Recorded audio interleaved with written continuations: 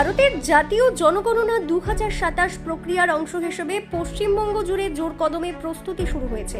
এই আবহে বাঁকুড়া জেলার জয়পুর ব্লকের প্রতিটি বাসিন্দাকে সচেতন ও অবগত করতে বিশেষ উদ্যোগ নেওয়া হয়েছে।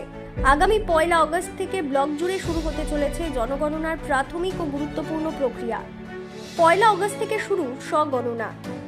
আগামী 1 আগস্ট থেকে 15 আগস্ট 2026 পর্যন্ত সাধারণ মানুষ নিজেরাই নিজেদের তথ্য সরকারি পোর্টালে নথিভুক্ত করতে পারবেন। এর জন্য ভারত সরকারের পক্ষ থেকে একটি নির্দিষ্ট পোর্টাল চালু করা হয়েছে।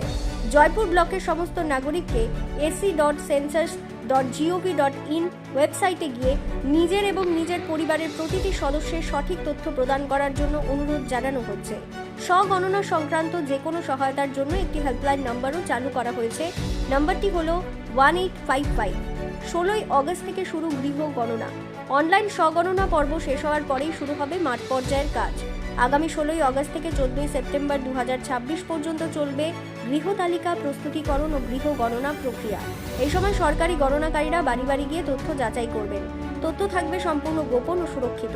জনগণনা কার্য নির্দেশালয় পশ্চিমবঙ্গ এবং ভারত সরকারের স্বরাষ্ট্র মন্ত্রকের পক্ষ থেকে দেশবাসীকে আশ্বস্ত করে জানানো হয়েছে যে নাগরিকদের দেওয়া সমস্ত তথ্য সম্পূর্ণ গোপন রাখা হবে।